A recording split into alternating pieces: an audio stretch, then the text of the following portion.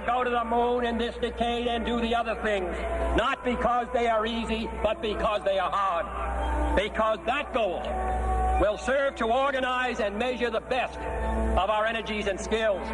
Because that challenge is one that we're willing to accept, one we are unwilling to postpone, and one we intend to win.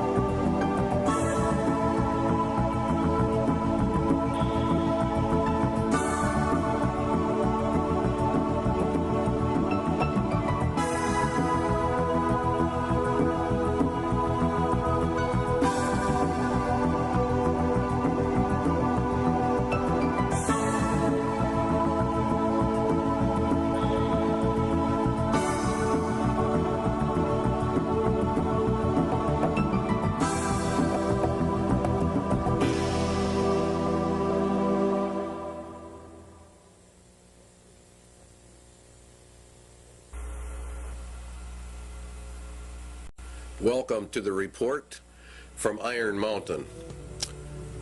This report is something you would never believe unless you read it. But you also have to understand the mindset of the government that requested it. And that is one of the most important features of this video.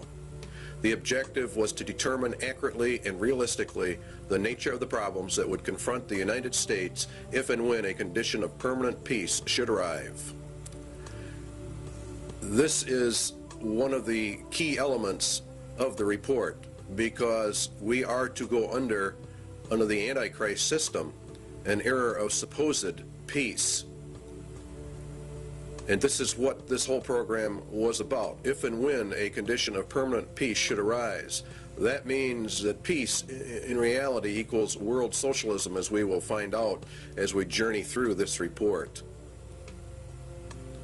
And they were to draft a program for dealing with this contingency. In other words, this is a planned situation.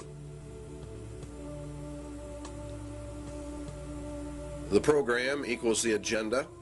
And how do we control the people of America if we move to an era of peace? And not only just America, but the whole world at large.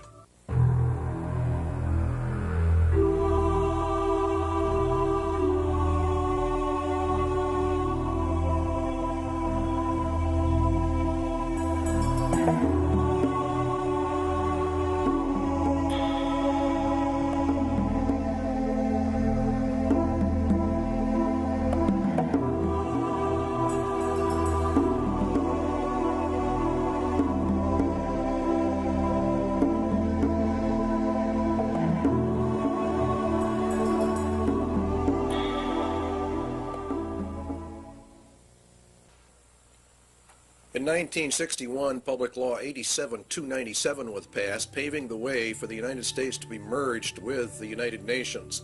It's a very crucial law in that it disarms the American citizen in violation of the clear intent of the Constitution, which calls for our right to bear arms to maintain our free state.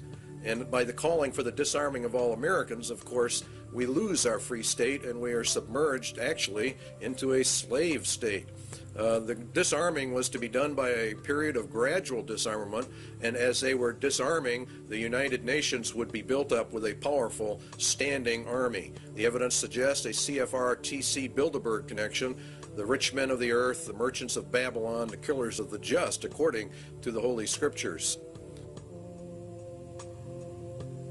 The report concerns itself with a globalist agenda, and the conclusions reached have been advanced by these groups. Every one of the conclusions in the Iron Mountain Report have been advanced by these groups: Committee of 300, the CFR, TC Bilderbergers, Royal Institute for International Affairs, Tavistock, your Club of Rome, United Nations. It goes on and on. Okay, it began back in 1950, actually. These hearings began to take place in the United States, and the calls for a world government were actually held in 1950. Here's a resolution in Congress that was considered and called for testimony, and it says to provide a true world government through the adoption of a world government constitution. There was a clear intent to place the United States directly under the United Nations and to scrap our Constitution. Universal peace is a prerequisite for the pursuit of that goal, and from the competitive anarchy of nation states, therefore the age of nations must end, and the era of humanity must begin. You will find there's a constant call for the merging of all humanity. Here's a resolution adopted in the United Nations. This is what it says: regulation, limitation, and balanced reduction of all armed forces and all armaments. The all armaments means your weapons that you have in your closet for your own defense. It includes handguns and rifles and all kinds of things. Here's your blueprint for world peace, which was issued also in 1961, concurrently as this move towards putting us under the United Nations. You'll find that as the United States and a Russian military are to be reduced, the UN is consistently brought up to a higher and higher position. The only thing we are left with are internal security forces. Under the Freedom from War, this is a packet issued by the federal government to go along with 87-297. This can only be achieved, the merging and disarmament, through the progressive strengthening of international institutions under the United Nations and by creating a United Nations peace force. See, they want to progressively strengthen the international institutions, all of which come under the United Nations. We are to lose our sovereignty. This can only be achieved through the progressive strengthening. By creating a United Nations peace, which really means police force, to enforce the peace. This is what Daniel said, and by peace the Antichrist shall destroy many. He shall also stand up against the Prince of Princes, but he shall be broken without hand. And it was given unto him to make war with the saints, and to overcome them. And power was given him over all kindreds, and tongues, and nations. And all that dwell upon the earth shall worship him, whose names are not written in the book of life of the Lamb, slain from the foundation of the world.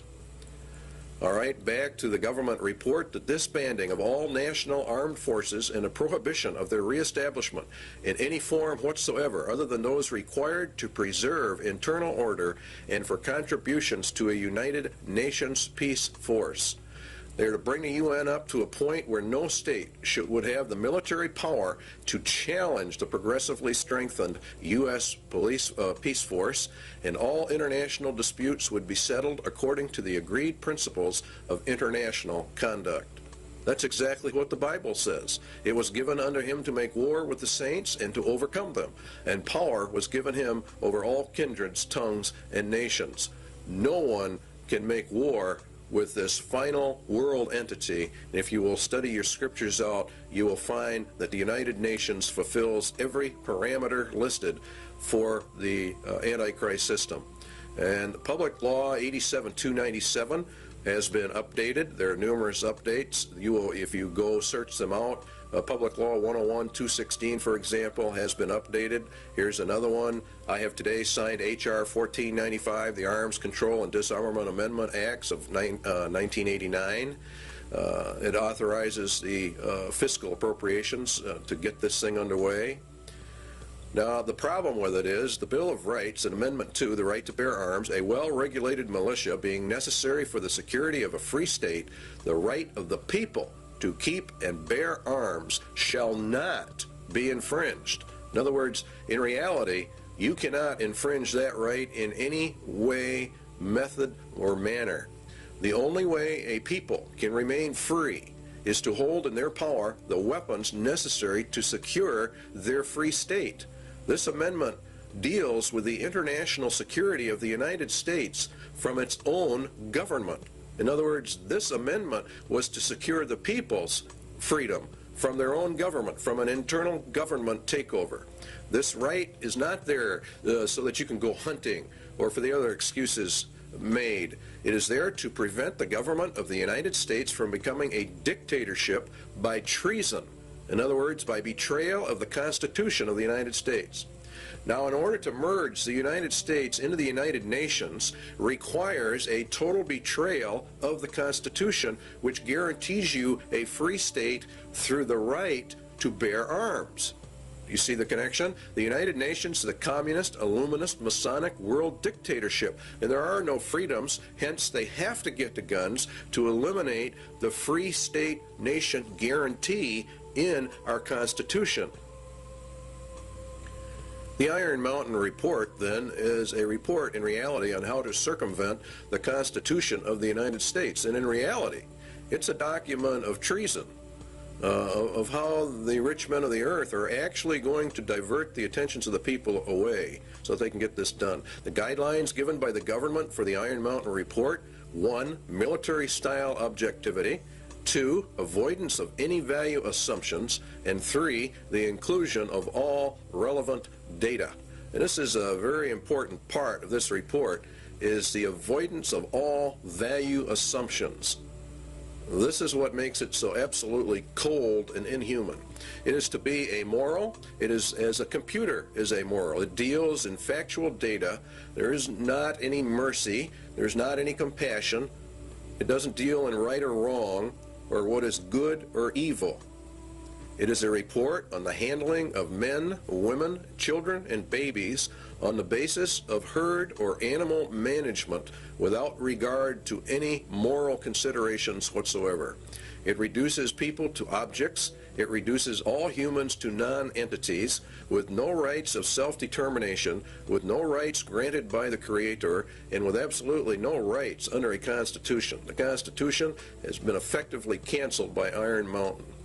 Now again, you'll find these resolutions coming up in Congress all the time that want to strengthen the United Nations, to establish an international criminal court, SJ 32. These are bills before the Congress and the Senate. The implementation of Agenda 21 and other Earth Summit agreements, which is all United Nations. Reagan called for the World Army. Clinton has approved a UN Army. You're seeing it on TV all the time. War is required, the glue of the nations, according to the Iron Mountain Report. Is war the scourge of the nations? It is said that war is merely an extension of diplomacy by other means. It is also said that war is necessary waste. But what is war? And why do peoples of the earth continuously fight and die? Why do millions of human families have a member or members that they have lost to this thing called war? What is the reality behind war? Does man have to fight wars, or can he develop a system of peace? And would the development of peace be worse than war itself? The Bible gives us some answers. The rest can be supplied by simple logic and deduction. James tells us that from whence come wars and fightings among you? Come they not hence, even of your lusts, that war in your members? Ye lust and have not, ye kill and desire to have, and ye cannot obtain. Ye fight and war, yet ye have not, because you ask not. Ye ask and receive not, because ye ask amiss, that ye may consume it upon your lusts. The root of war, then, is lust, and lust is want, and want is greed, and the root of greed is a self-centered heart, an unregenerated human heart. This is the key we need to explain war, and the Bible gives us many clues to why warfare is, and that in reality it can never be stopped. The root of the problem lies with the human heart, and the Bible says that the human heart is so desperately wicked that none can know it. Jeremiah says, the heart is deceitful above all things, who can know it? Paul says in Romans, the carnal mind is enmity against God, for it is not subject to the laws of God, neither indeed can be. Jesus was very emphatic that out of the heart of man poured forth all kinds of evil. The problem with mankind is then his evil heart. Evil because it is self-centered, and evil because it does not contain true love. The love within that it does have is hurtful or harmful, manipulative, self-centered, and filled with its own desires, according to the Lord. But we obtain other clues as well from the Scriptures as to the true reasons for war, and particularly in our day and age. James says, Go to now, ye rich men, weep and howl for the miseries that shall come upon you. Your riches are corrupted, and your garments are moth-eaten. Your gold and your silver is cankered. The rust of them shall be a witness against you, and shall eat your flesh as it were fire. Ye have heaped together treasure for the last days. Ye have killed and condemned the just. Now let's run a little logic. Lust is the center of war, lust is greed, and greed is from evil, self-centered hearts. The Bible also says that the love of money is the root of all evil, or the height of all greeds. Lust then is greed, and the ultimate greed is an insane love of money, which brings with it power, which brings with it control over mankind. Thus the rich men of the earth are indeed in total control over money, and they have developed a system of economic controls well laid out in the Scriptures. If the rich men of the earth gain control over the planet via their Babylonian economic system, then they are the ones who are only powerful enough and rich enough to wage war, and they are the only ones who can develop the war machines that you are looking at on your television screen. They are the ones who can develop the weapons necessary for modern warfare. Iron Mountain agrees. The very title confirms the Bible. The title says that it is a report on the desirability and feasibility for peace. It was ordered by the rich men of the earth. Therefore, they themselves must be the ones waging wars, and now they have elected not to wage wars, but have elected to do something else, because warfare is drawing to a close. It will have soon served its purpose. In other words, it is a deliberate effort to bring in another system, for the first system of war has almost accomplished the goals originally intended. Albert Pike was purported to have written a letter in which he outlines 3 world wars. Each had a specific purpose and each had a goal. The last war, World War III, was to be fought to bring in an era of peace under Lucifer.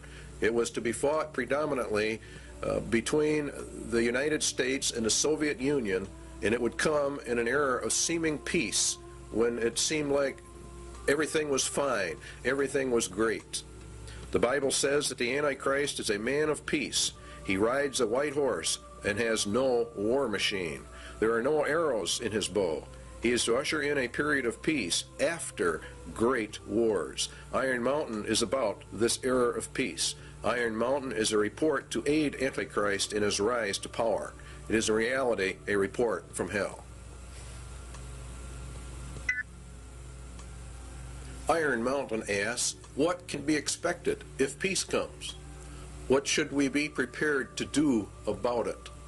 What, for instance, are the real functions of war in modern societies? These are very important questions. The Soviet Union says the peaceful exploration of outer space is the constructive alternative to the plans aimed at spreading the arms race. In other words, we are always going to find that the opposite of war is peace, which of course it is in reality. But what Iron Mountain is getting at is, what are the real functions of warfare, the invisible functions of warfare? What role do they play in the overall structure of human society? For example, the Soviet Union has been on a war footing for years and years. We have, to a lesser extent, in America, been on a war footing. It's been predominantly a Cold War for many, many years, but nonetheless, it has been, and as far as the economics of it are concerned, it has been a war era. It's been an age of war. And what this report is asking about is, what about peace? It is surely no exaggeration to say that conditions of world peace would lead to changes in the social structure of the nations. These changes would be of unparalleled and revolutionary magnitude. As we would transition then from an era of war into peace, what would be the problems? It is an incorrect assumption that war as an institution is subordinate to the social system it is believed to serve. What they're saying here is that nations wage war for reasons other than what they state. War itself is a basic social system within which others are secondary modes of organization, conflict, or conspire. In other words, war itself is the basic social system of mankind. And if we go to peace, we're going to have problems unless we understand that. It is the system which has governed most human societies on record today. Well, this is, of course, very true in our day and age. We have seen nothing but war, starting predominantly with World War I and coming forward. The Soviet Union has had tremendous expenditures in their military, and the United States has likewise. It's been, in reality, an arms race. We're going to find out there is a reason for it.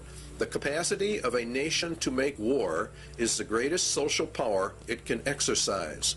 War-making, active or contemplated, is a matter of life and death, says Iron Mountain. The misconceptions of war: 1, to defend a military, or defend a nation rather, from military attack by another, or to deter such attack. To defend the national interest, economic, political, or ideological. To maintain or increase a nation's military power for its own sake. Now you see, these are the visible or more obvious reasons why a person would say, well, that's why we have war. But what they're saying is there are more less obvious, very invisible reasons for why nations have war. And this is the heart of the entire Iron Mountain report. Its conclusion was that war is absolutely necessary. It's an absolute requirement for human societies and nations to come together. It is in reality, they claim, the glue of the nations. The Soviet military machine, or its war-making capacity, is the actual glue that has held the Soviet Union and the Communist Empire together. If they were to move into an era of peace, what would happen? All right, Iron Mountain says it is these invisible or implied functions that are the dominant forces in our society. So what we have to find out then is what are the true functions of war in a society. Why, for example, has the Soviet Union and the United States, both of which are controlled by the rich men of the earth, been on a constant war footing, constantly escalating this conflict? Why are they doing it, and what are the reasons behind it? Economic reasons are, it is a necessary waste that operates outside the normal economic supply and demand system. Warfare creates an artificial demand. In other words, the war system itself, having huge militaries with all of their armaments, with all of the research and developments, creates a demand. This waste of money outside the system, according to Iron Mountain, acts as a counterbalance to the economic growth of the nation. It is progressive for research and development of weapon systems, and it spurs technological advances which spin off and help society at large. Defense spending per se might be countenanced on economic grounds alone as a stimulator of the national metabolism. In other words, war itself, for economic purposes, is a tremendous growth factor. For the political reasons, it's different. A nation is a group of people organized together with a common goal and a national identity. The nation has an outlook or an attitude of how it will deal with other nations, and that's what we call foreign policy. A nation's foreign policy, says Iron Mountain, can have no substitute if it lacks, or no substance rather, if it lacks the means of enforcing its attitude. In other words, if the nation is not strong enough, it doesn't matter what their attitude towards somebody else is. War is itself the defining element of any nation's existence vis-a-vis any other nation.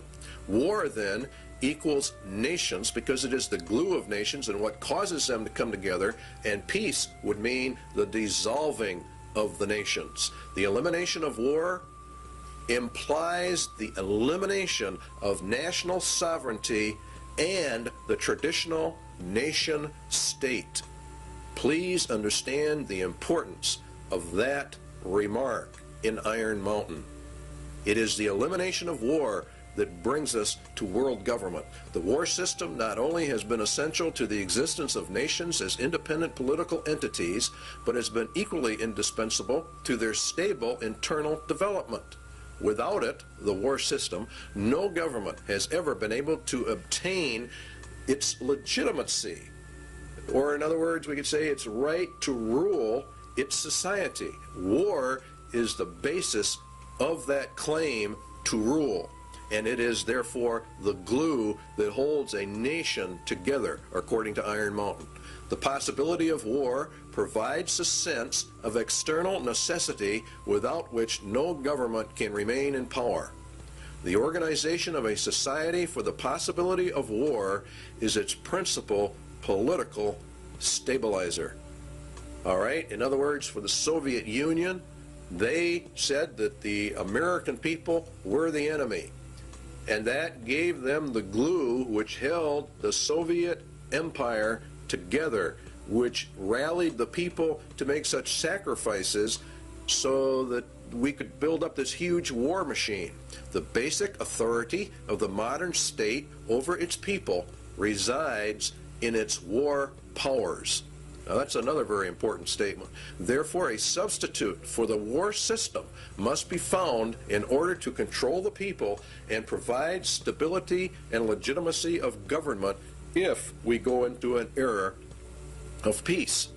Now we know that the United Nations is to be that era of peace. So therefore, what they are saying is we have to find substitutes for what war does, the invisible functions of war.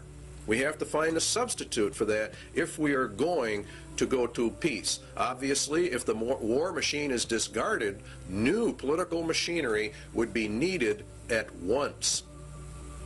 In other words, as they phase war out, they have to phase whatever they're going to put in its place in to control the people, to control the nation. This is an essential part of Iron Mountain. Until the substitute for war, is developed, the continuance of the war system must be assured to maintain the stability of its internal organization of power. In other words, we have to keep the war system going in order to remain in control. Keep war until all substitutes are in place and running so we don't lose our rulership. In other words, those that are in power are going to remain in power. They've got to figure out a way to do that. So they're going to de-escalate the war system as they bring in a peace system. And the peace system is going to radically alter our societies. What substitutes for war are there? Well, it has to be a universal threat of equal magnitude as that of World War. The immediate loss of life and the immediate thought that blood is going to be shed. It has to be credible, and it must be accepted by the vast majority of the population of any given nation, or in reality, the whole world, if they're going to bring in global peace. Credibility, in fact, says Iron Mountain, lies at the heart of the problem of developing a political substitute for war. We must emphasize that one must be found of credible quality and magnitude if a transition to peace is to ever come about without social disintegration.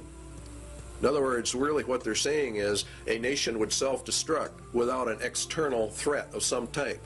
It is more probable in our judgment that such a threat will have to be invented rather than developed from some unknown conditions. That means exactly what it says. They're going to invent a system to accomplish this.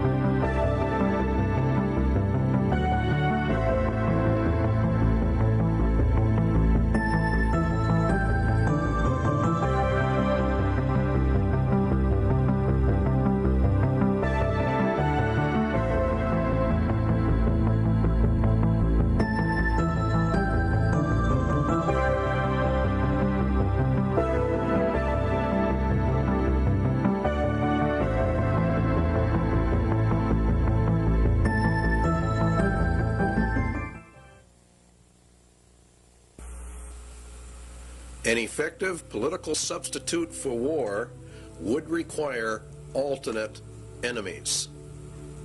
In other words, we have to find an external threat that's essentially very large. It may be, for instance, that gross pollution of the environment can eventually replace the possibility of mass destruction by nuclear weapons as the principal threat to the survival of the species. In other words, they're going to bring the environment up to a point of global threat. Poisoning of the air and other principal sources of food and water supply is already well advanced, and at first glance would seem promising in this respect. It constitutes a threat that can be dealt with only through social organization and political power.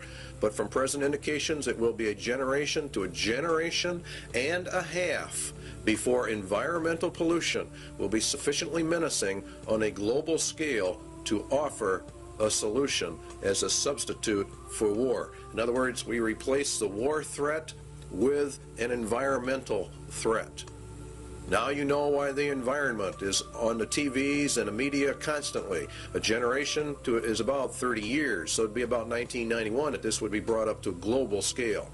It is true that the rate of pollution could be increased selectively for this purpose.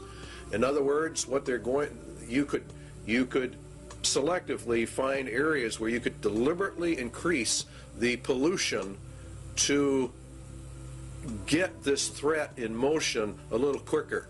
It is true that the rate of pollution could be increased selectively. In fact, the mere modification of existing programs for the deterrence of pollution could speed up the process enough to make the threat credible much sooner. In other words, let's have the governments drag their feet on pollution controls or the enforcement of pollution controls.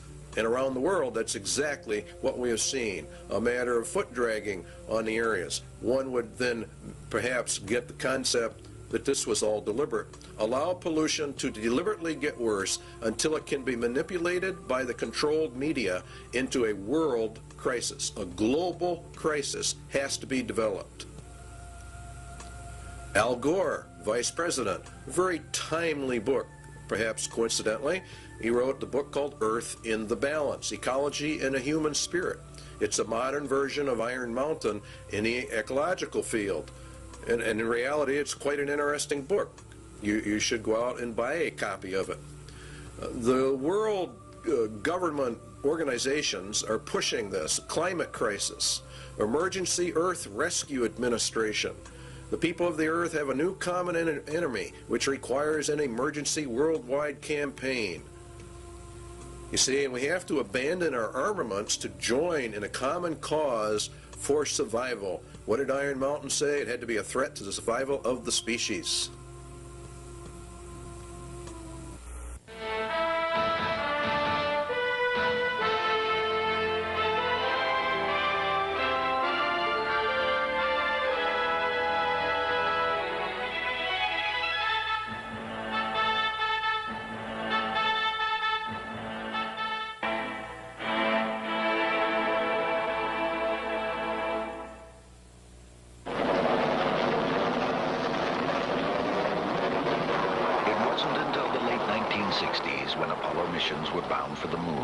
First able to see complete pictures of the Earth. Environmentalists began to look at our planet as a single fragile ecosystem. Now we are intensely studying the thin halo of atmosphere that surrounds and protects Earth. It recycles the air we breathe, regulates climate, and acts as a protective barrier, filtering out much of the sun's harmful radiation. Last year, an international group of scientists proved that ozone, the key element in this filtering process, is being lost at an alarming rate over the South Pole. In fact, a sizable hole develops over this area each winter. Without ozone, the sun's harmful radiation will destroy life on Earth. A group of man-made compounds called chlorofluorocarbons, or CFCs, used as refrigerants, cleaning solvents, and in some plastic foams, are to blame for this environmental problem. They eventually make their way into the atmosphere and destroy ozone. According to Dr. Brian Toon of NASA's Ames Research Center, it is a global-scale environmental problem. This really marks the first time in the history of environmental science where human beings on one side of the planet have done something to the planet that has significantly affected it globally and on the far side of the planet from where the original pollution took place. Using the beautiful seaport town of Stavanger, Norway as a base of operations, an international team of scientists assembled this year in an emergency effort to make a detailed study of the North Pole. Most of the work was performed aboard 2 NASA aircraft. This is the ER-2. For the mission, special wing pods are attached containing atmospheric chemistry analysis equipment and a host of other instruments. Typically, flights are made about 12 miles up, along the fringes of space, right into the layers of atmosphere directly affected by ozone loss. The ER-2's research partner is a modified DC-8. It flies at lower altitudes, but has increased fuel reserves, which allow it to cover more territory, even flights directly over the North Pole. Inside, the DC-8 is actually a complete scientific observatory, loaded with sensing instruments. Scientists perform their experiments and are able to map results right on the spot. This instrument contains 4 lasers capable of shooting light many miles up into the atmosphere. The light reflects back to the plane and provides scientists with a cross-sectional map of ozone concentrations as well as aerosols, or regions where ozone depletion is capable of occurring. Initial results from both aircraft indicate that high concentrations of CFCs have been found at northern latitudes, primed for ozone destruction. When combined with high-altitude ice clouds, the right amount of sunlight and confined slow-moving masses of air, ozone destruction occurs. As a result of this airborne mission, scientists were able to confirm the process and predict areas of depletion. International policymakers have met in hopes of limiting the amount of CFC production and recently agreed to phase out its use by the year 2000. Many scientists worry that this may not be soon enough. Again, Dr. Toon. With the ozone problem, for example, when you release chlorofluorocarbons to the environment, it's decades to centuries before those are removed. Researching safe economic replacements for CFCs is a vital part of solving this serious environmental issue. Thanks to the intensive work done in the last few years, we know why ozone depletion exists. It is now up to the world community to take responsibility for the future of our global environment.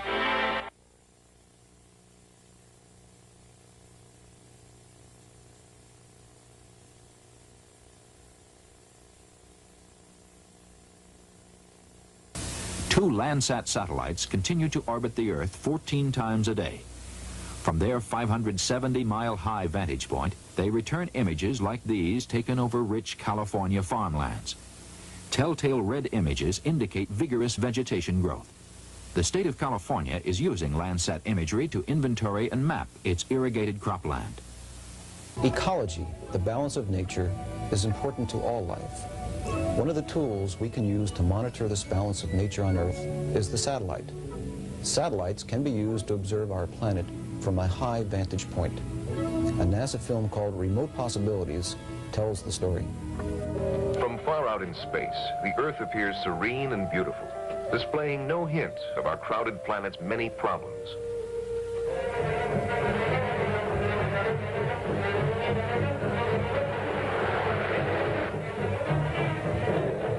As we have used and changed our planet, we have become aware that in many ways we are exhausting it. Exhausting our food supplies, our sources of energy, our natural lands, exhausting the potential of even the once seemingly limitless oceans. Management of Earth resources is at a critical stage. It has never been more important that we understand the environmental relationships of our planet. Scientists are striving to apply the technology of the space age, the quest for more and better information about these complex relationships. In 1972, a new kind of satellite left the launch pad and rose to an altitude of 910 kilometers from Earth. There it settled in a circular orbit around the planet. This satellite, called Landsat, opened a new era of Earth resource management. One substitute for war has then been found. The Iron Mountain agenda is being carried out. The objectives of the EcoScan Well, the UN will end up with control over all the land, and ownership of the land will be held by the rich men. There is arising a crisis of worldwide proportions involving developed and developing countries alike, the crisis of the human environment. The process of compromise of national interests will, of course, have to take place. International economic security is inconceivable unless related not only to the world's environment, but also to the elimination of the threat to the world's environment. Well, the only major threat is private property ownership and private property rights, where people can do as they want. Let us also think about setting up within the framework of the United Nations a Center for Emergency Environmental Assistance. You can see how they're raising this thing up to an emergency status, an emergency level. And that's what Mikhail Gorbachev said in December 8th, 1989 in a speech to the United Nations. The United Nations will be the controller of all the lands in the world through their various ecological, environmental organizations that they are in the process of setting up. In fact, the Rio Earth Summit was for that specific reason. Now, it's owned by the rich men. That's who owns the United Nations. That's who actually runs it. Eco foundations of the World Wildlife Fund, Heritage Trust, Nature Conservancy, etc. There's a lot of them, and you have many UN organizations. And the rich men of the earth sit on the boards of directors on all of these groups. These groups are buying up huge chunks of private land for conservation, they say, and to preserve the earth. And of course, all of it is to be owned by the rich men. And what they cannot purchase by normal means will be taken under zoning controls, DNR regulations, or other land grab means via governmental authority and regulation. All land will be under strict eco-controls because, after all, we are now involved in the middle of an eco-emergency, and it's nothing but a scam. It's really a debt for land swamp is another part of it. The international bankers loan and control the monies to all the countries, and through interest have driven them into huge debt status. The debt of the United States is in the trillions. The bankers then come forward with a new plan. They will take the nation's land, and then they will cancel the debt of that nation. It is called a debt for land swap. This land will be held by a World Conservation Bank, owned, of course, by the rich men of the earth. They will then own all the land, all the resources, all the food. They become the absolute masters, and all the people become the slaves. It's a perfect scam. It's a perfect system. Because the eco threat is now global, then obviously it can only be controlled by a global authority. And guess who that is? Why, of course, it's the United Nations. Now, the eco scam is being pushed by every organization that's involved in the environment. Even Time magazine ran an article on the endangered earth. It's being put in all your children's school books, all of their study books, about the crowding of human life, about how we have such an ecological crisis, an environmental crisis, and unless we all do our share, why the whole world is just going to disintegrate and the entire population of man will be eliminated. That's according to them. It's very interesting that Daniel said of the Antichrist that he shall divide the land for gain. In other words, he takes over all the land and divides it up amongst these various foundation groups. And that's exactly what's happening.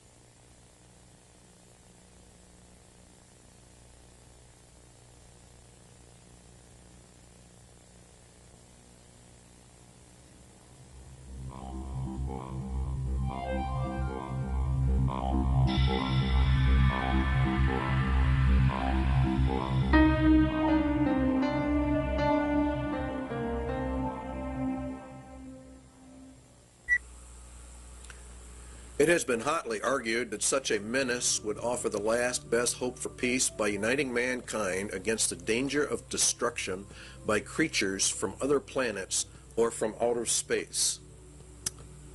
Experiments have been proposed to test the credibility of an out-of-the-world invasion threat.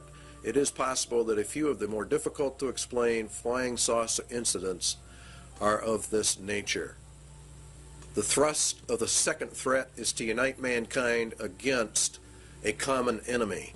The escalation of the UFO mystery requires careful media control. The threat must also dovetail into the agenda for a one-world government.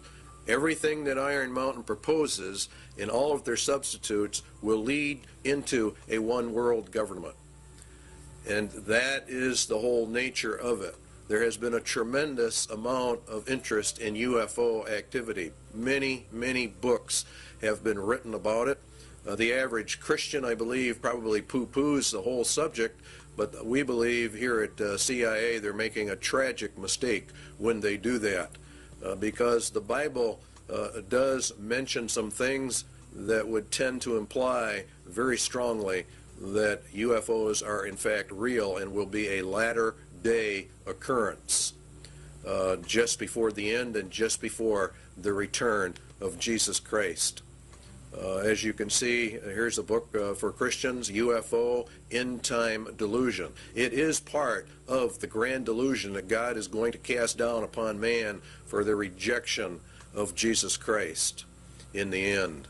There have been many books written about the government's cover-up of the UFO experience, and that the United States government knows exactly what is going on, and we would agree with that from the viewpoint of the scriptures. That the people of the world, the governments of the world, the highest levels of the powers that be, know exactly what's going on when it comes to the UFO mystery. They do because their mind is controlled by Satan, and he is the author of all of this. It's part of the grand delusion in the end. And there was war in heaven. Michael and his angels fought against the dragon, and the dragon fought and his angels, and prevailed not. Neither was their place found any more in heaven. And the great dragon was cast out, that old serpent, called the devil and Satan, which deceived the whole world. He was cast out into the earth, and his angels were cast out with him. Now Satan was cast down to earth, and we were to observe it from here. It would appear as though he came down from heaven. For as the days of Noah were before the flood, they were eating and drinking, marrying and giving in marriage, until the day that Noah entered the ark. Now, Jesus said, so shall it also be. And the days of Noah were quite a few. He lived 950 years before and after the flood. He was there when men began to multiply on the face of the earth, and daughters were born unto them. And the sons of God saw the daughters of men that they were fair. Now, the book of Enoch gives us some information about that. It happened after the sons of men had multiplied in those days, that the daughters were born to them, elegant and beautiful. And when the angels, the sons of heaven, came down, you see, they took wives, each choosing for himself, whom they began to approach, and with whom they cohabitated, and teaching them sorcery and incantations. The whole situation is one where these were literal fallen angels that came down and mated with the daughters of men, and they produced a race of giants, according to the book of Enoch, and many ancient writings give this interpretation to the sons of God mystery of Genesis 6. And what is interesting is that they said they would return. Now the Spirit speaketh expressly that in the latter times some shall depart from the faith, giving heed to seducing spirits and the doctrines of demons. Now the word seducing comes from the word planos, which, if you do a word study, comes all the way back to where we get our word planet. Could it be that the interpretation is, in the latter times, some shall depart from the faith, giving heed to impostors from other planets? That would be the most literal translation, and that is also exactly what is happening. These impostors are actually demons pretending to be from outer space. It is part of the grand delusion. For this cause God shall send them strong delusion, that they should believe a lie, that they all might be damned who believed not the truth, but had pleasure in unrighteousness. They reject the concept of creation, even him whose coming is after the working of Satan with all power and signs and lying wonders. This would result in UFO contacts of the first, second, and third kind, as Satan sends his advance guard to prepare man for the grand delusion.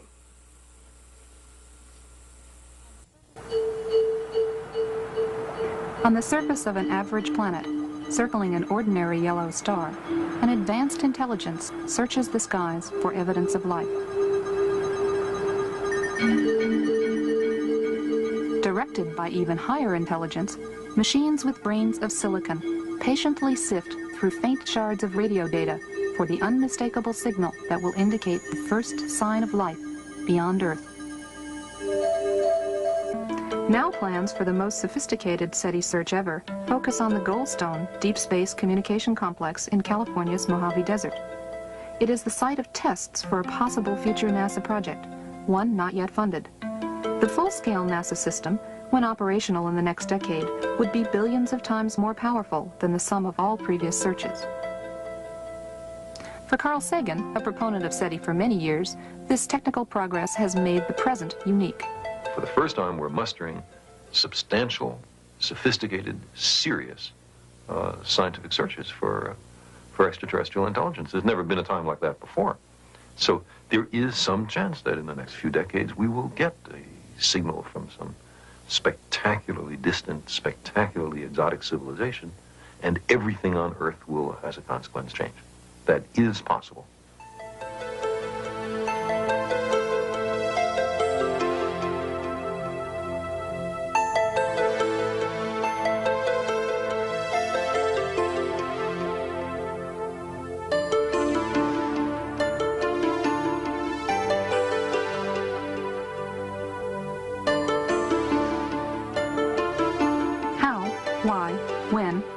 To search for life beyond Earth has been debated for centuries.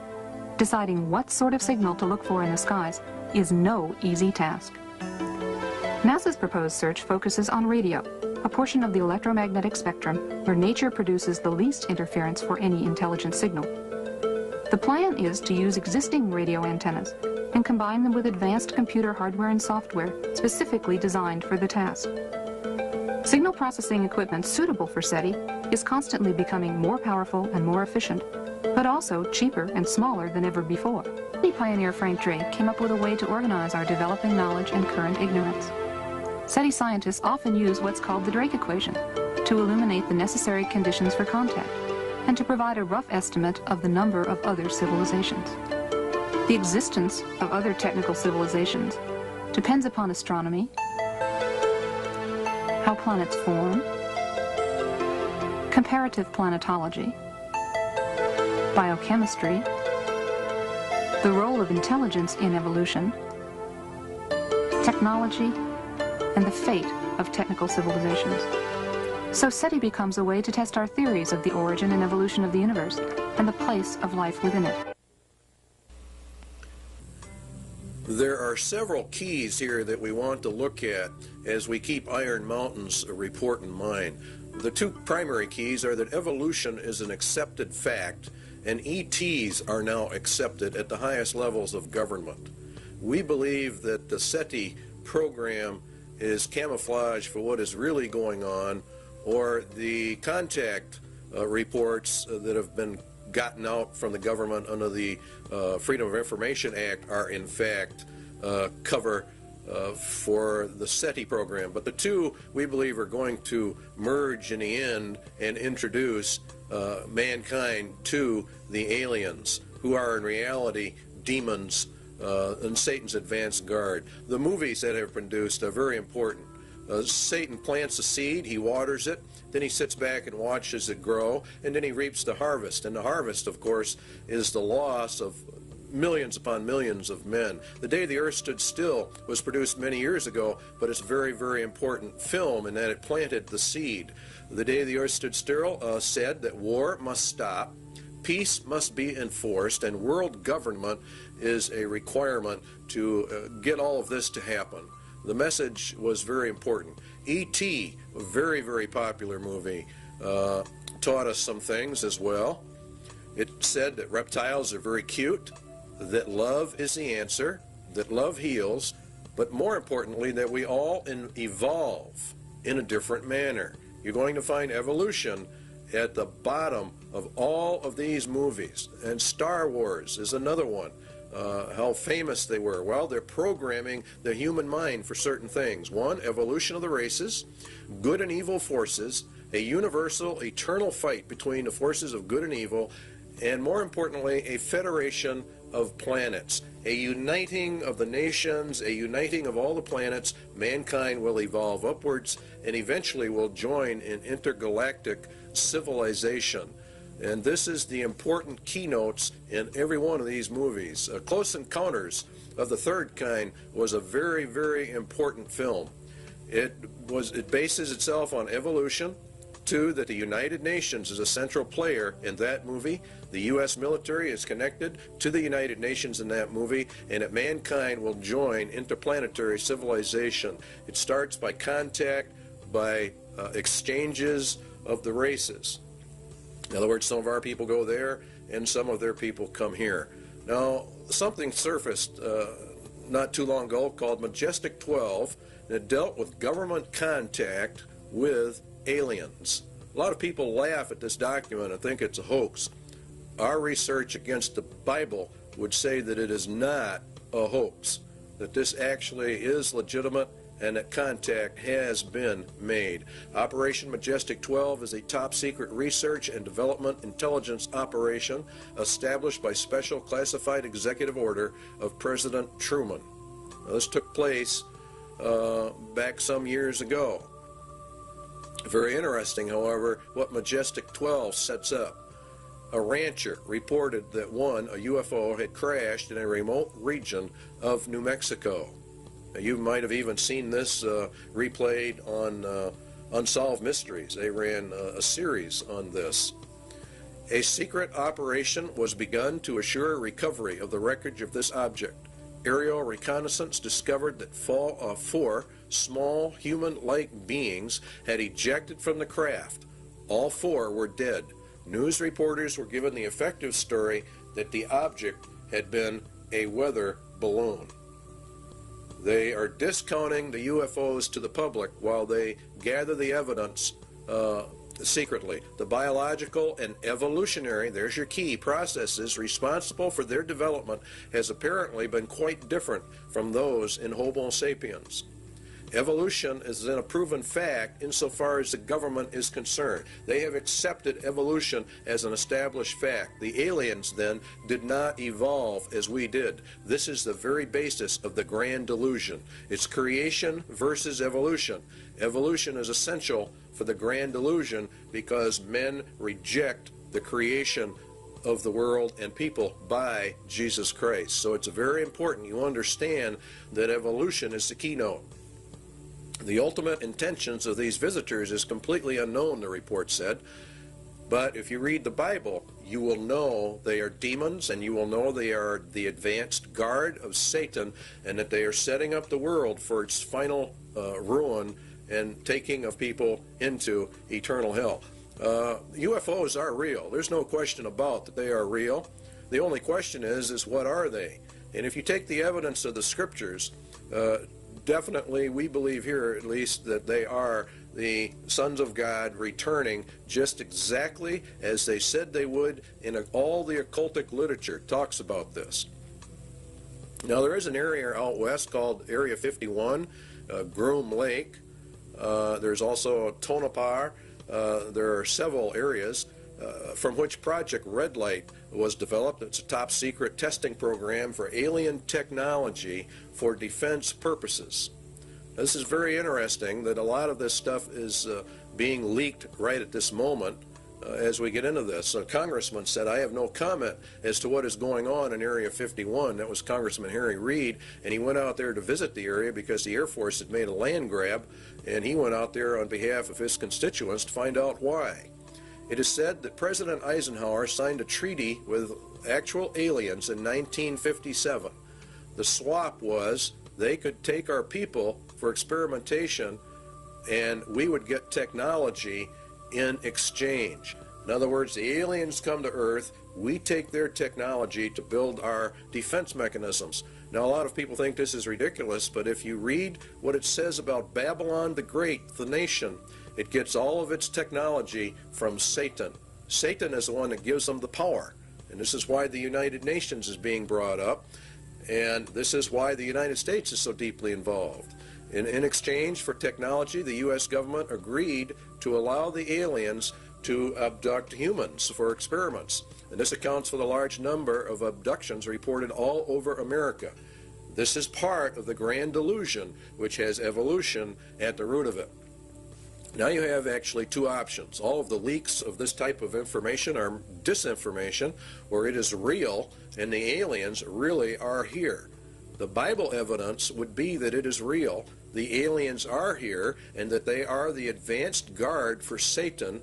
He's programming the human race for this delusion, and it's based upon evolution. The sons of God of Genesis 6 have returned, as they said they would in occult writings. And Jesus said, as it was in the days of Noah, so would it be again. And that's when the sons of God came down. So therefore, the agenda of Iron Mountain for external threat number 2 has been and is being carried out. Scientists are even going to the UN now to find out how are we going to answer these aliens from our SETI contacts at NASA. They believe the UN should do all of this. And so you see it elevates the United Nations to power. And this is very important. It's part of the Iron Mountain agenda.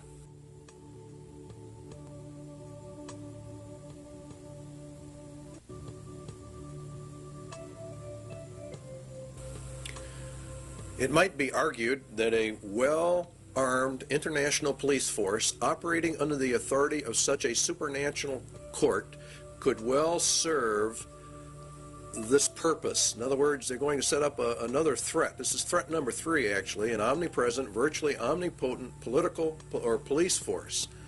It's an international police force because, remember, if we go into peace, we have to dissolve the nations because war is the reason we have nations.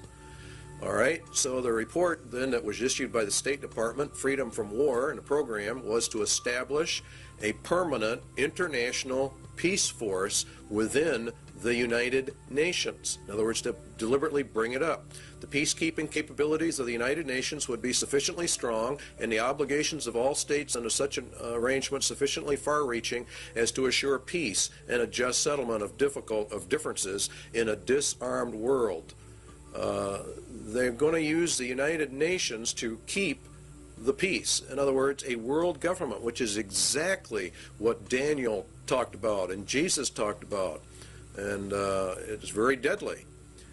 During stage 2, states will develop further the peacekeeping processes of the United Nations to the end that the United Nations can effectively suppress any threat or use of force by anyone, and that would include the American people.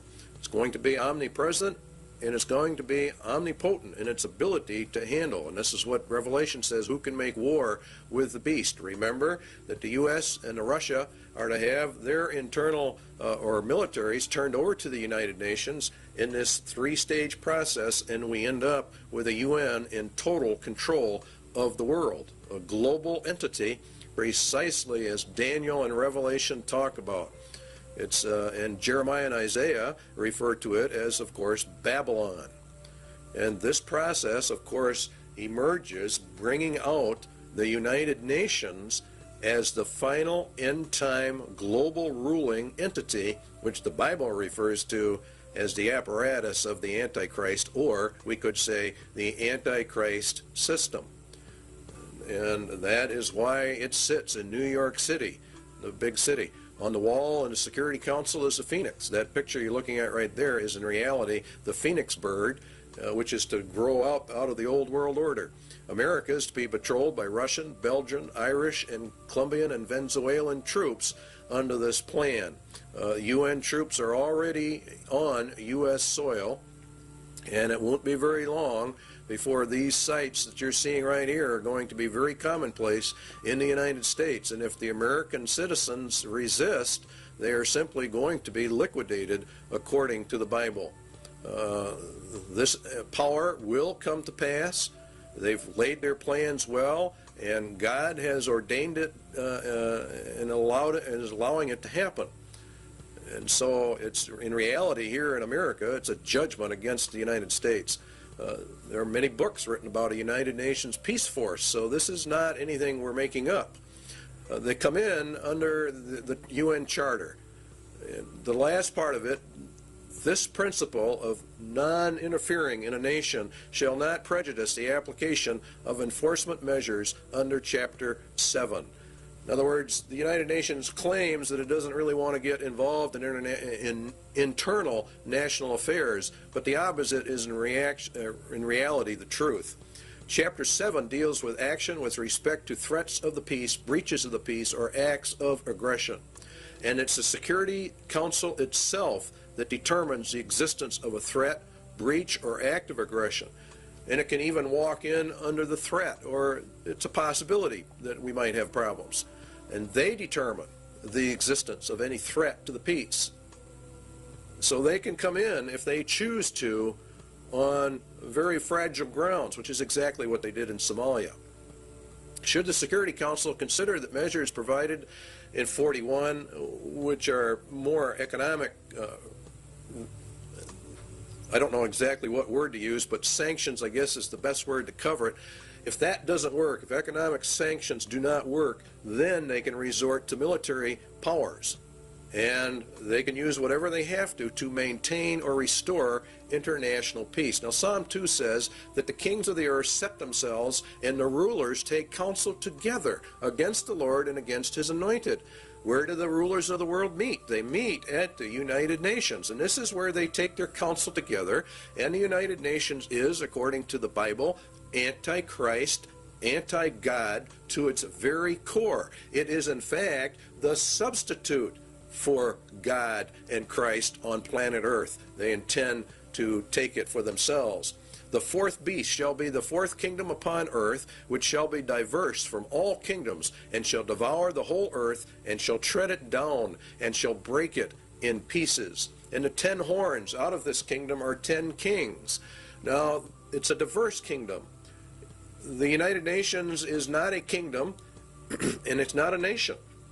It exists solely by treaty power, by an arrangement of nations itself. Excuse me. The United Nations is to be brought up to full global power with an army so powerful that none can fight against it. That's the entire plan, and that is exactly what the Bible talks about for the end times.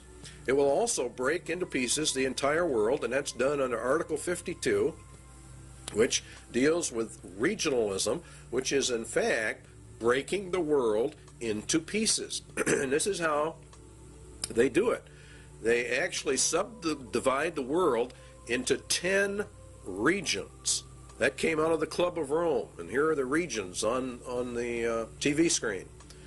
Region 1, of course, is North America, and it's Region 1 by virtue of the fact that North America, and particularly the United States, is the primary power behind the United Nations, enabling this to happen. The United States itself is broken down into 10 federal regions. We have global regions, and now we have national regions. And in our country, they are simply called federal regions. And we're moving, in effect, from elected officials to appointed officials to non-elected bureaucrats who are appointed. Now, each region has different states in it, and the number of states varies with each particular region. Then each state is subdivided up into its particular regions. Many times it falls along county lines, many times it doesn't. Overlapping all of it is, of course, grids that keep getting smaller and smaller, which is the reason why thousands or millions, actually, of Americans are getting address changes. They're going under the United Nations grid system, which divides the world into tiny pieces, which is exactly what Daniel said. They can get it right down to your house number. In fact, they can get it down to about 10 square yards of turf.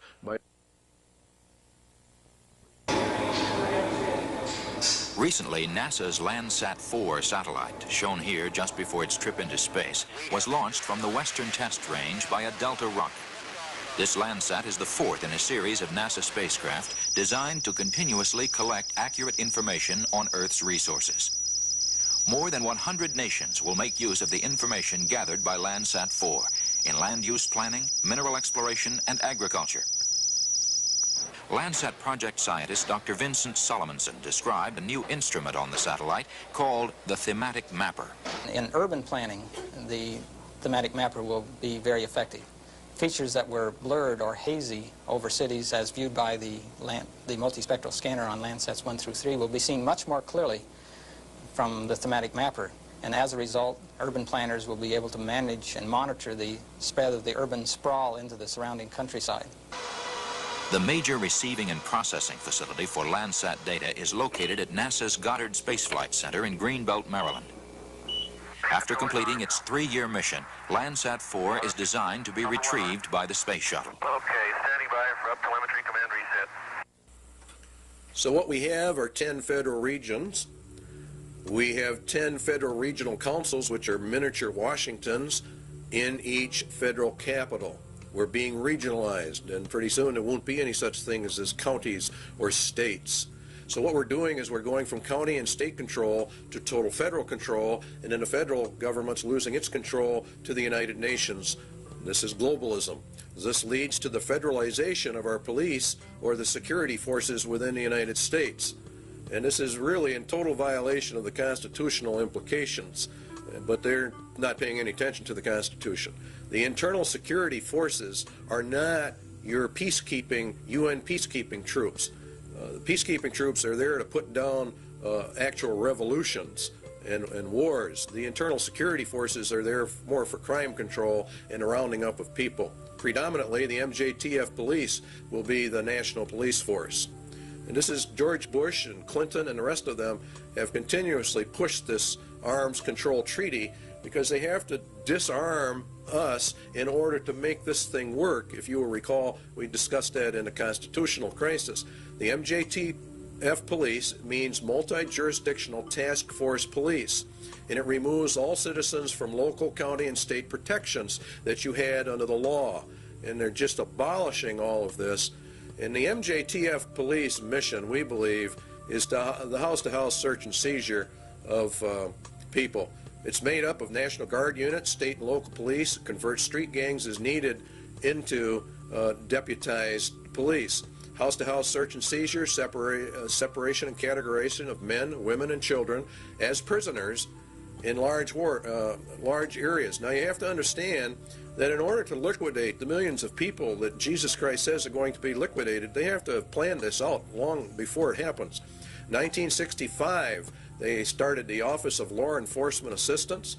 Then came in 1968 the Omnibus Crime Control Act, which converted the OLEA to the Law Enforcement Assistance Administration. They called, in turn, in 1971 for a regionalized police force.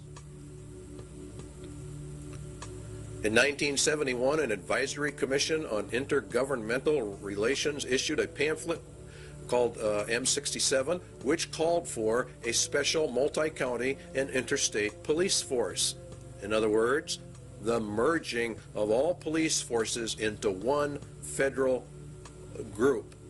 The LEAA in 1973 made calls for the elimination by merger of small police forces. This is exactly what Germany did under Hitler. All dictatorships have two common characteristics: general confiscation of guns in order to prevent internal rebellion, and the establishment of a national police force to enforce the edicts of the dictator. We are following Nazi Germany almost to the exact letter. Carter issued an executive order 12-148, and he established a federal emergency management agency known as FEMA. FEMA absorbed the LEAA and became the primary control organization for internal security of the United States in an emergency. They're gearing this thing towards an emergency. That emergency is going to be World War III, and it ushers in this whole system. FEMA has many interesting programs: Rex 82 Bravo, Rex 84 Alpha, Helix 2, Rex Alpha, Night Train, Cable Splicer, Garden Plot. These are all martial law training exercises. The plan is to bring America under martial law. We believe they know the American people would never accept this system except an external emergency were given. The UN system, remember, is a martial law military system. Under the executive orders of FEMA, mandatory registration of all people, including babies and children in the United States, at the United States Post Office. They have boxes in them. We already know about it. They're marked for emergency use only. The primary one here to look at is 11,000, seizure of all civilians and work brigades, which is in reality slavery, and includes the rights to split up families as well. In essence, what will happen in America is going to be worse than a communist revolution in Russia. This plan provides the basis for the deployment and employment of military resources, including National Guard personnel, for civilian disturbances. So Iron Mountain External Threat number 3 has been and is now being implemented. An omnipotent police force. Next on the list is the space program as an economic substitute for war.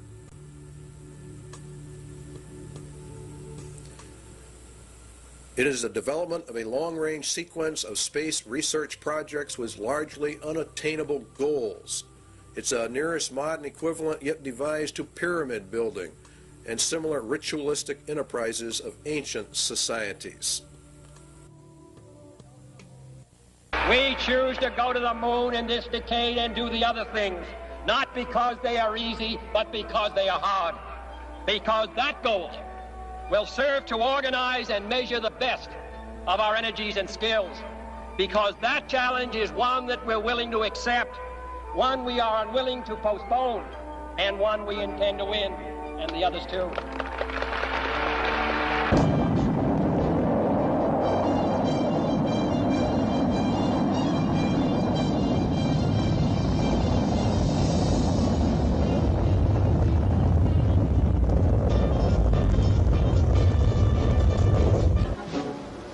Everything associated with the Saturn V was huge. The rocket itself, the building where it was assembled, and the crawler transporter that carried it to the launch pad. The fully loaded Apollo Saturn V was 363 feet tall. Its main engines alone generated 160 million horsepower, and its fuel pumps pushed fuel to the engines with the force of 30 diesel locomotives. As Saturn V lifted off Launch Complex 39 for the first time, it weighed more than 2,800 tons.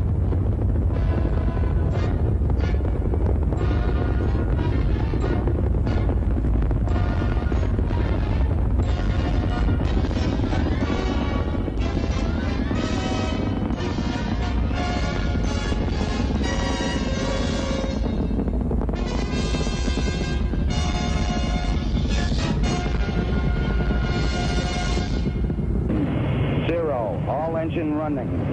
Liftoff. We have a liftoff. 32 minutes past the hour. Liftoff on Apollo 11. Tower cleared. We got a roll program. Neil Armstrong reporting the roll and pitch program, which puts Apollo 11 on proper heading.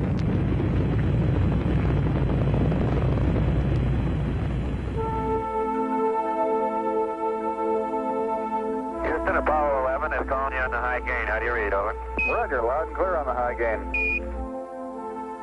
Eagle, you're looking great. Coming up 9 minutes. We're now in the approach phase. Everything looking good. Altitude 4,200. Houston, you're go for landing, over. 40 feet down, 2.5. Picking up some dust. 30 feet, 2.5 down. Straight shadow. 4 forward. 4 forward, drift into the right a little. 20, down a half. 30 seconds forward, just good. 8,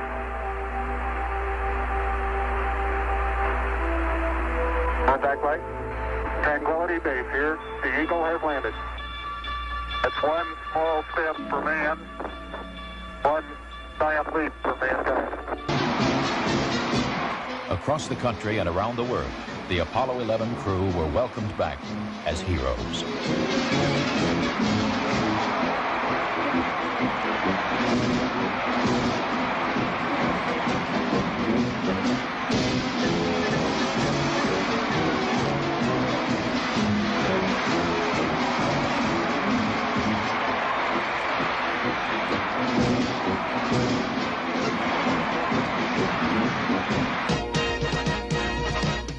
Before Project Apollo ended, 6 additional flights to the moon were made, and all but one were highly successful.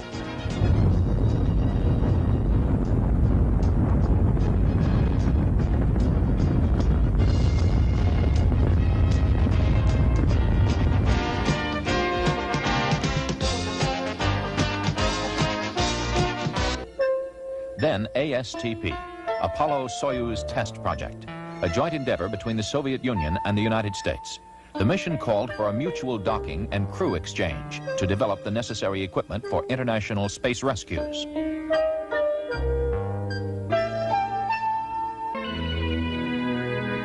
We looked back at planet Earth with Landsat remote sensing satellites. Crops, forests, pollution, all can be photographed in great detail to help us better manage our Earth's resources.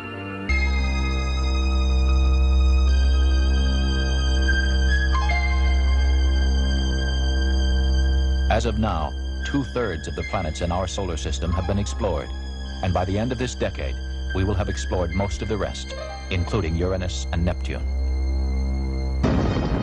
Space Shuttle 5, the first operational flight. 2 commercial communications satellites were hauled into orbit, one for satellite business systems and one for Telesat of Canada. Their deployment was a complete success. But you got it? You don't have it, obviously. I got it.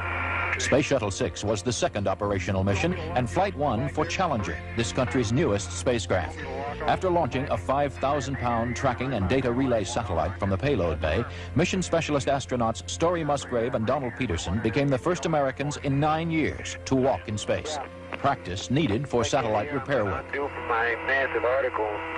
Historically, the space program has proceeded in a building block fashion, and toward that end, NASA has begun looking at the next logical step, a possible future space station, a permanent presence in space. The station would serve as a scientific and technological laboratory, as well as an operations base from which satellites could be serviced and large structures assembled. One of the highest priorities is to develop a clear understanding of a station's proper role in the total space program, so that if and when it is proposed for development, the station will be a truly significant national asset, one that would ensure continued American preeminence in space. The space program in general and the shuttle program in particular have gone a long way to help our country recapture its spirit of vitality and confidence. The pioneer spirit still flourishes in America.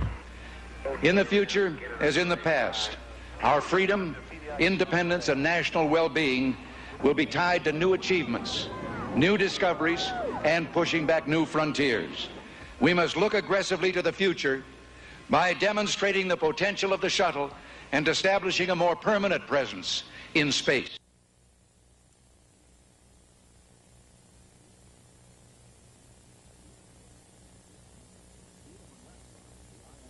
Even when ratified, the INF Treaty will not totally eliminate the nuclear threat to Eurasia. The vast nuclear arsenal possessed by the USSR and the variety of delivery systems available still present a significant threat.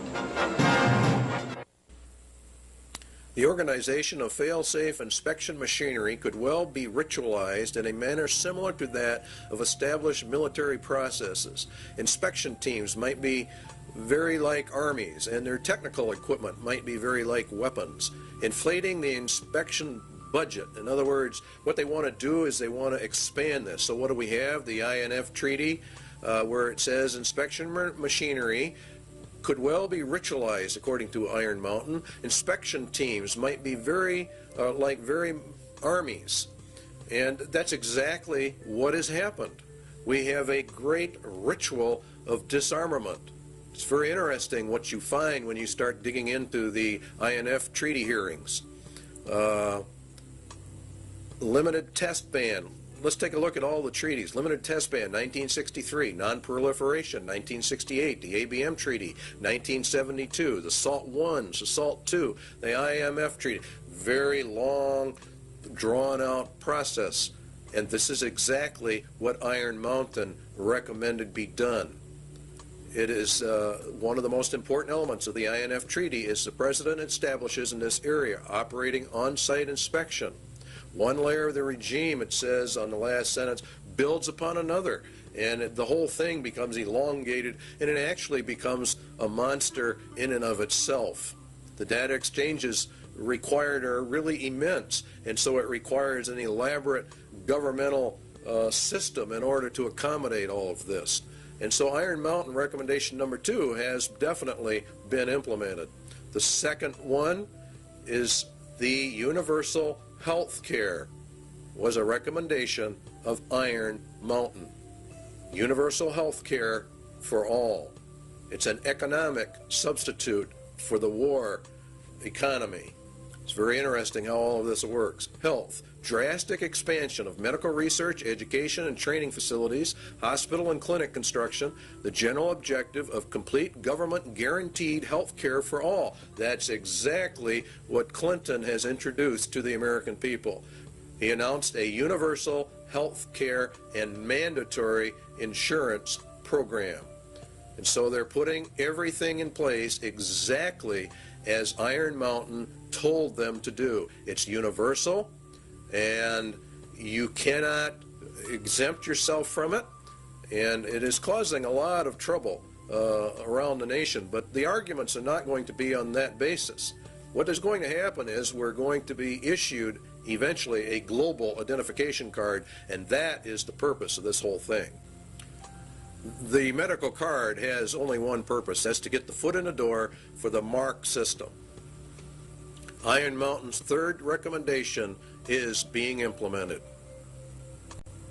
Iron Mountain Economic Substitute number 4, a new educational system to bring in globalism under the United Nations, UNESCO, Congressional Record, the Great Conspiracy to Destroy the United States, Education for Freedom and World Understanding. You see, all of this is designed to bring us into a world system, a global system, under the control of the United Nations. The second manifesto of the U.S. Office of Education, the implementation of the program of surrender through education.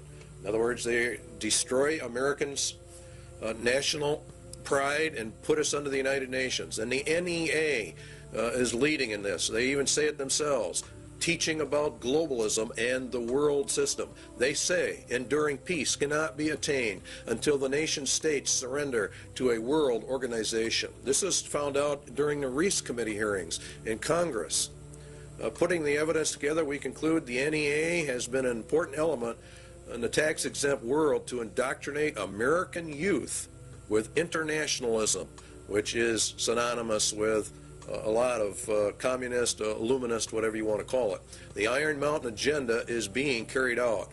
Outcome-based education, the developing of leaders for restructuring the schools, change agents. Parents are beginning to get upset, but they are not putting it together. American 2000, a national strategy to change every nation, every family. Everything is going down exactly as Iron Mountain said it should. Global education is nothing more than a promotion of the United Nations and to destroy the Constitution of the United States, to bring us out from the Constitution and to merge us into the UN. That's what they're going to do. To improve learning and teaching by providing a national framework for educational reform, to promote research, consensus building, and systematic changes needed to ensure, you see, everything has to be changed. Guess what the changes all lead to? And guess who's behind it? If you look, Robert Mueller, former UN Secretary General to the UN, member of the Planetary Citizens, wrote the Global Core Curriculum. Marilyn Ferguson, the Aquarian Conspiracy, New Age. This is all being integrated into the educational system of America. And it's called America 2000. And it is extremely subversive. The national and international power play for education. It's going to go through because God has decreed it will go through. And UNESCO is behind it. Gorbachev, we parted with the old world, rejecting it once and for all. We are moving towards a new world, the world of communism. We shall never depart from it. Books are on the market explaining all of this. We don't have time in this video to get into it. But Iron Mountain Recommendation 4 is being implemented. Iron Mountain Sociological Substitute for War, slavery. Another possible surrogate for the control of potential enemies of society is the reintroduction in some form consistent with modern technology and political processes of slavery for the control of potential enemies of a society. Anyone that does not agree with the New World Order is an enemy of society and is therefore subject to slavery. Detention centers and concentration camps, work camps, are associated with forced labor, which is in reality slavery. Seizure under the executive orders of all civilians in work brigades, that's forced labor, that's slavery, which includes the rights to split up families. There are concentration camps, detention centers all over the United States set up under FEMA, under Rex 84, and there are presently, to the last count we had, 130 such facilities in the United States of America. In Arizona, you'll see, for example, some there. We've got one here in Wisconsin. Concentration camps for U.S. citizens. The MJTF police to conduct house-and-house search and seizure and separation and categorization of men, women, and children and babies. Categorization and transfer to detention facilities and the running of detention facilities. Iron Mountain slavery recommendation number 2 is mandatory service, a form of universal service, turned to some variant form of the Peace Corps or the Job Corps. It is entirely possible that the development of a sophisticated form of slavery may be an absolute prerequisite for social control in a world of peace. Now, this is just incredible when you really stop and look at what they're actually saying in relationship to biblical prophecies. Remember, Jesus said they're going to round you up and kill you. President Clinton has authorized boot camps for young offenders. Is this the beginning of a larger scale for social reorientation like the communists do? America 2000, the national plan that's going into our schools, requires mandatory community service. There are calls going out all the time. Bush and Clinton have called for mandatory community service for all youth, up to, say, 2 years, mandatory service. You can serve in the service or some other place, but you are going to serve. So the substitute for war is being implemented. Iron Mountain Sociological Substitute for War number 2 is called blood games. Game theorists have suggested in other contexts the development of blood games for the effective control of individual aggressive impulses. More realistically, such a ritual might be socialized in the manner of the Spanish Inquisition and the less formal witch trials of other periods for the purposes of social purification, state security, or other rationale both acceptable and credible to post-war societies. Inquisitions, witch trials for the purpose of social purification, state security, which is the key one. Such a ritual might be socialized. In other words, they make it into a big social event like the Inquisitions were. We saw part of that beginning to unravel when we watched the Branch Davidian invasion and subsequent massacre of David Koresh and his group. A lot went down at Waco that very few Christians understand. David Koresh, the Branch Davidians, were demonized by the national media, first of all. They were tried, judged, and executed in a social ritual in total violation of every right guaranteed under state and federal constitutions. The Waco massacre followed all points of ritualized killing. They were a cult. It was for social purification, and therefore they deserved what they got. Their compound was raided by federal assault groups when in fact there was no evidence of any crime having been committed.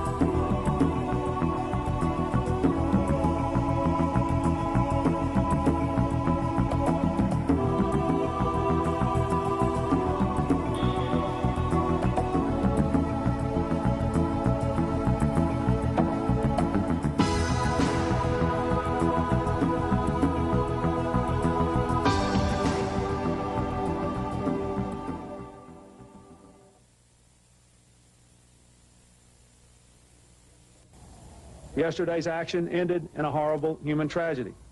Mr. Koresh's response to the demands for his surrender by federal agents was to destroy himself and murder the children who were his captives, as well as all the other people who were there who did not survive. He killed those he controlled, and he bears ultimate responsibility for the carnage that ensued.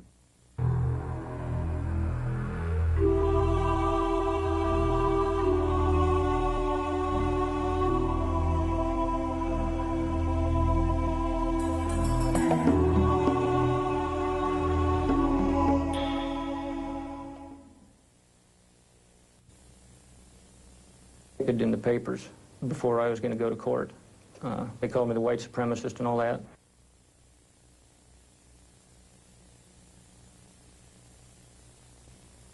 It's victims of demonization that we all are victims of. When the federal government decides it is going to prosecute somebody, they sort of demonize them.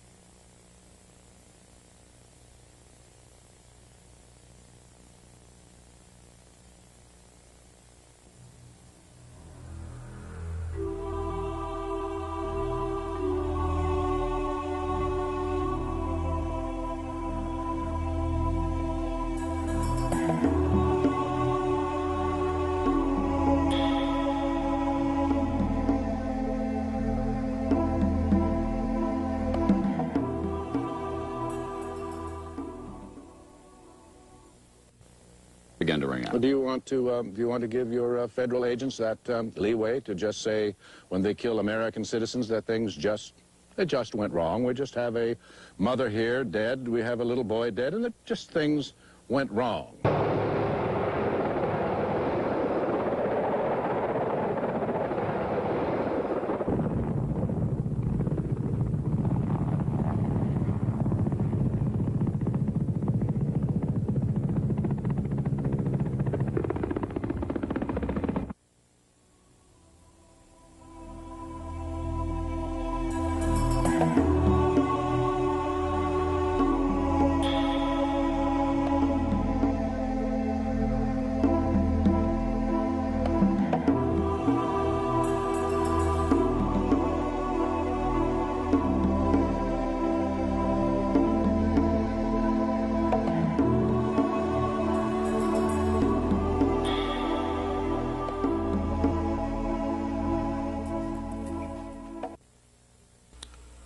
During the Weaver trial, it was admitted by federal agents that they had been ordered to kill the Weavers regardless of any threat family members posed to government personnel.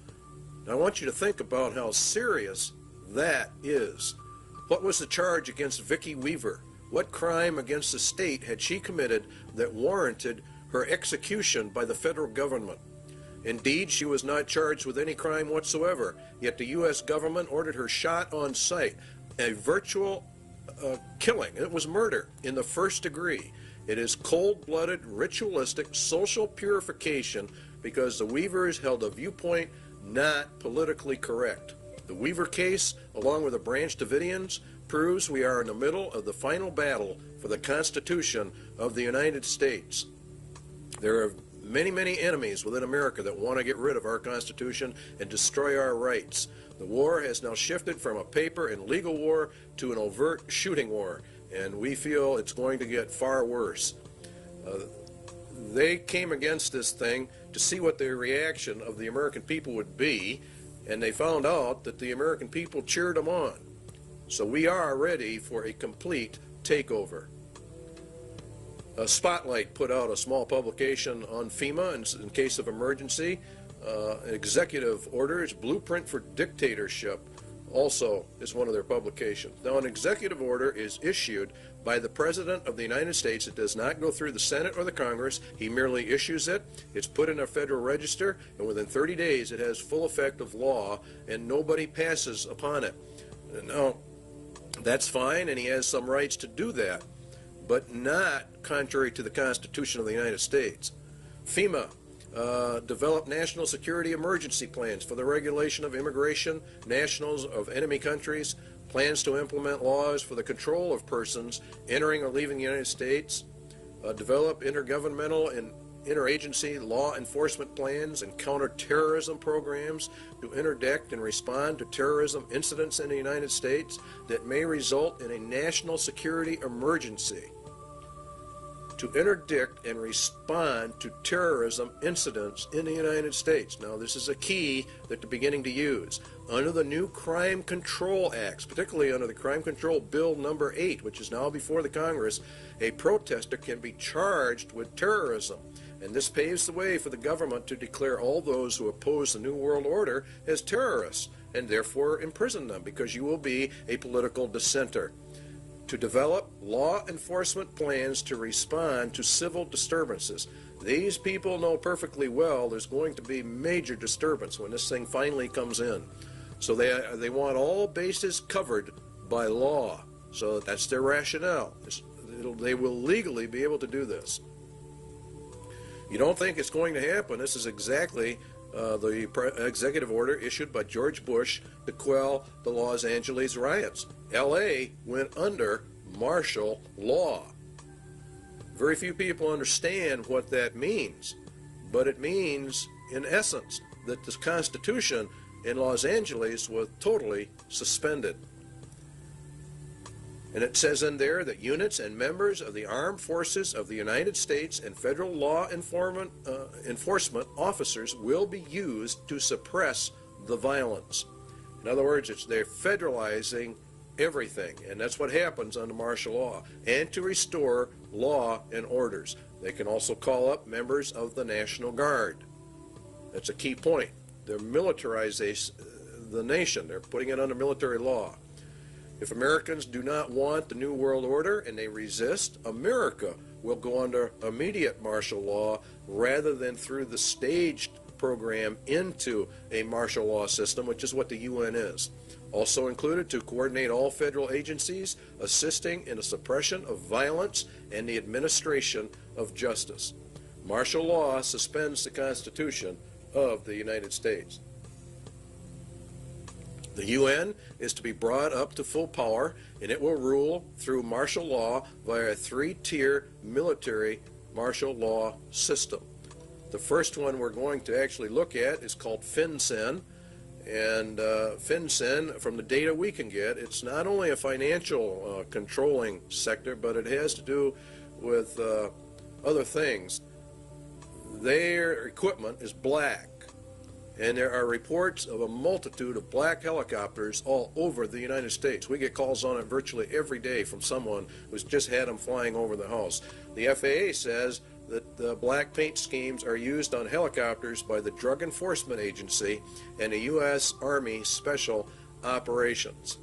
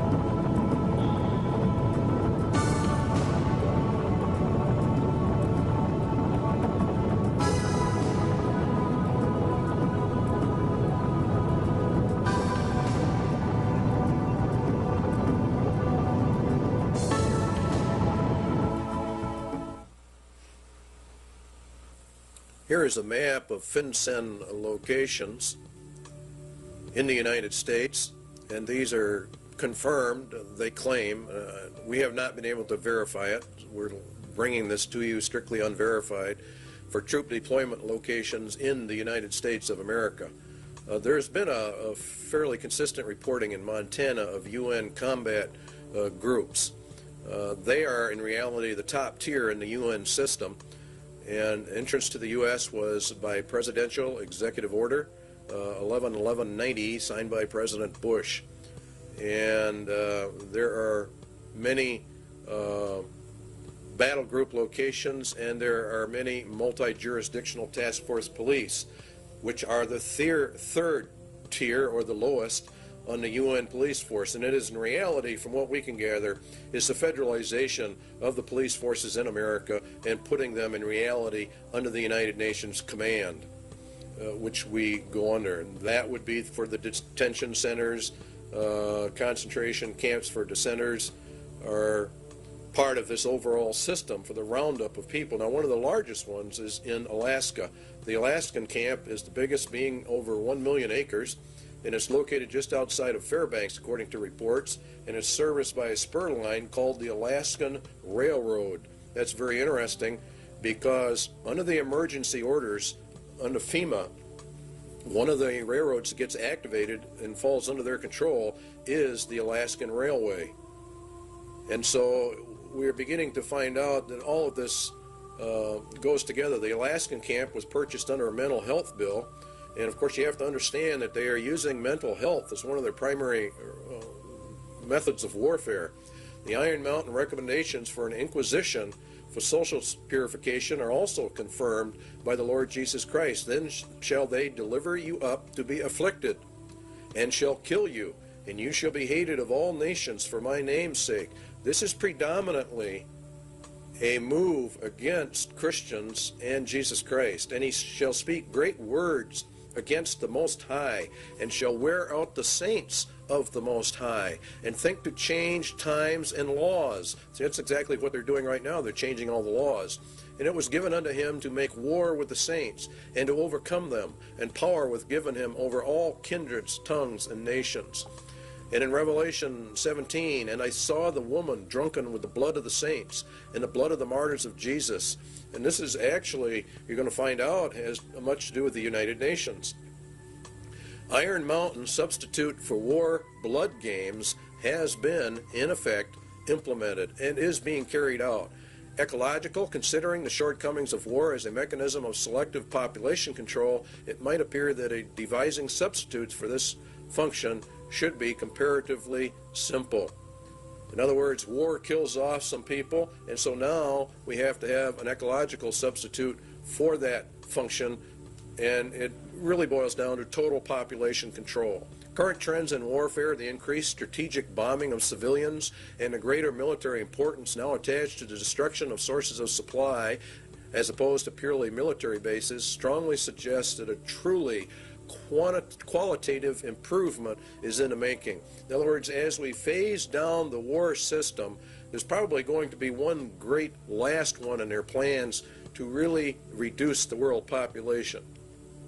There is no question but that a universal requirement that procreation be limited to the products of artificial insemination would provide a fully adequate substitute control for the population. A universal requirement that procreation be limited to products.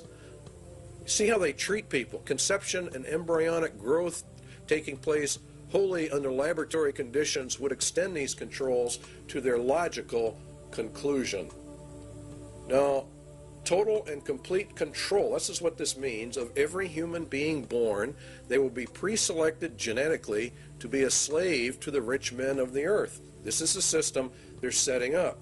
They have an intermediate step, total control of conception with a variant of the pill via water supplies or certain essential foodstuffs. In other words, they intend to, when they bring in this new system, they will stop the growth of the population. They will put it into the food or the water supplies, and then they would offset it by a controlled substance so that it could be countermanded and the woman become pregnant. And they claim in Iron Mountain that it was already under investigation and under work back in 1961. So the interpretation is the mandatory mass sterilization of the human race with them in total control of all the antidotes for it. Excess population, Iron Mountain says, is war material. As long as any society must contemplate even a remote possibility of war, it must maintain a maximum supportable population.